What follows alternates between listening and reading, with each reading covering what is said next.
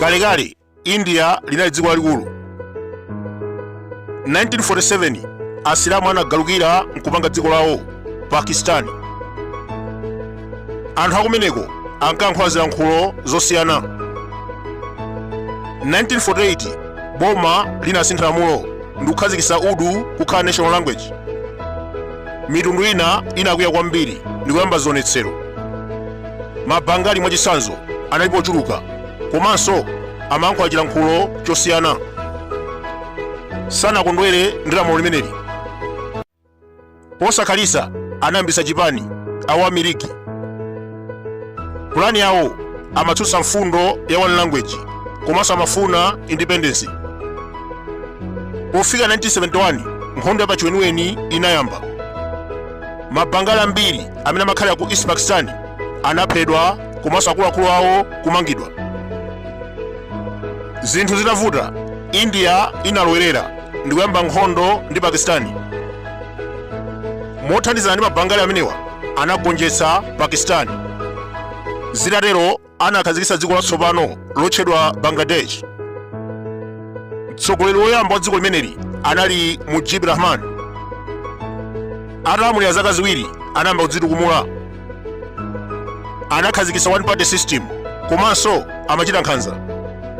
7 months atasintha malamulo kukhala president wamuyaya, asilikali anaukira ndi kumupha. Chimene chinachitika, anampitira ku Paris, anamuombera mkazi wake, ana atatu, apongozi awiri, brother wake, antchito, komanso bodyguard. Onse anaphedwa pa 15 August 1975. Amene anapulumuka m'banja la president ameneyu ana ana awiri, Sheikh Hasina ndi Rehana. Mu nthawi yachiwembu atsikana amenewa anali ku Germany. Boma la asilikali linapanga bani kuti asapondenso ku Bangladesh. Anasamukira ku exile mdziko la India. 6 years later anabwereranso ku Bangladesh.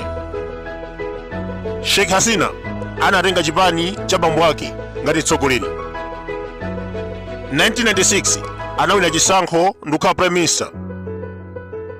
Atangokhala mtsogoleri, anamanga asilikali 15 amene amakhudzidwa pa imfa ya bambo ake.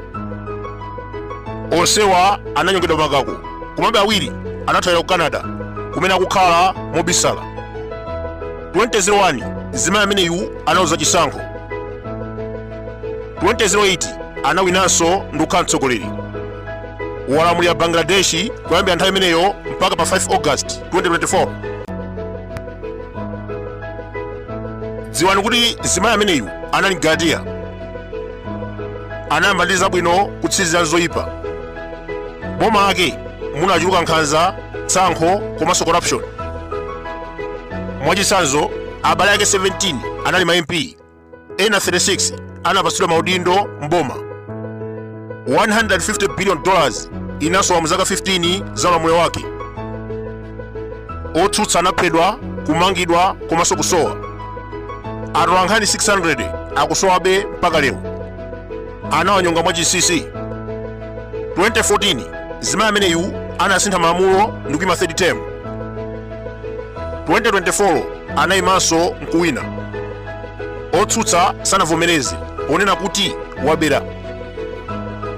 Mbali nayi, boma lake linasintha malamulo pofuna kulemekeza ma freedom fighters.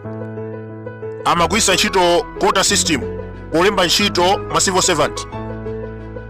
30% ya anthu ogwira ntchito mboma anali achibale ama freedom fighters. Tiyekezo malawi kuno, abale achilembwe, chipembere, kanyamachume, otonchirwa ndi ena onse azingolembedwa ntchito opanda interview.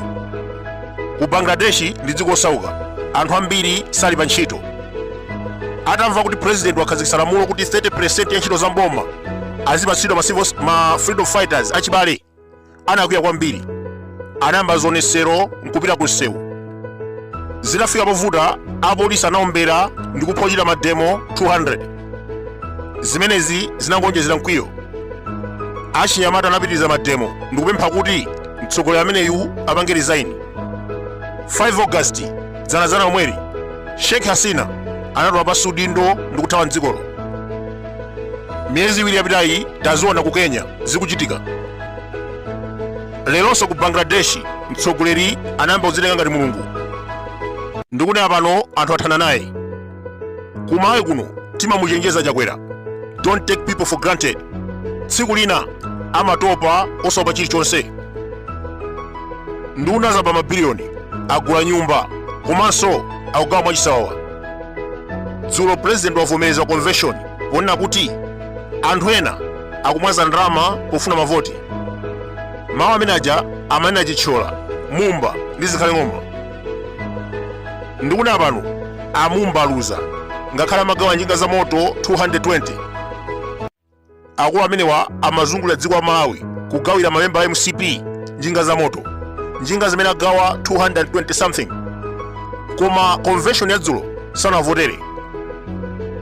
Simplex Chichola anamwaza 1.8 billion kwa acha waluzaso. Ndiye panali akulu awa kama Jekete. Ku immigration sizikuyenda, mapassport kulibe, security ya dziko sili bwino, human trafficking ndime tikuonayi. MCP inampatsa udindo wochita strategize Malawi kuti adzavotere Chakwera 2025. Koma taonani zimene zachitika. Walephera kuchita strategize anthu 1400 kuti amuvotere convention. Akwanisa bwanji kukopa Malawi 7 million kuti akavotere MCP 2025. Awawa chimene amadziwa ndi nkhanza, human trafficking, kumanga anthu komanso kupha. Amadzichemera kuti ndi strategist adzawinisa Chakwera 2025. Ndiye taonani wagwetsedwa convention, walephera kuchita strategize anthu 1400 ndi akwanisa kuchita strategize Malawi 7 million. Timawuza Chakwera kunena kuti zikhale ng'oma is a failed minister. Taonani ku immigration, taonani ku human trafficking imene kuchitika dziko muno, taonani ku traffic police zimene zikuchitika. Akulu awa aliphera. Mbali nayi Korani Hala watenga vice president. Izinso ndizochititsa manyazi kwambiri. Mzimayi uyu ndoyipa mtima. Tikukumbukira 2014 anali minister of health mu chipati cha PP. Nthawi imeneyo atamwalira Bingu 2012 anatenga na Joyce Banda udindo wokugwirizira. Mu nthawi imeneyi Korani Hala anali minister of health. February 2014 mitembo inaula ku Kamuzu Central Hospital. Mafriji akumochari samagwira ntchito, mitembo yoposa 100 inaula. Mayi ameneyu anaba mabedi pamponera health center. Tikukumbukira anthu amagona pasi pamponera atawachosera mabedi ndi matresi ndikuwapitisira ku Mzuzu. Sorry, not ku Mzuzu, anawatumiza kwawo ku Mzimba. Komanso ngati speaker of parliament amakondera pa ntchito yake. Mukayang'ana zokambirana za ku parliament lero ndi mbola chifukwa cha mayi ameneyu. Kumaliro ashani umuluzi anthu anamukuwa kumulesa kuti asalankhule. Ndi mmodzi wa akuluakulu a MCP amene ankadana kwambiri ndi Dr. Saulos Chilima.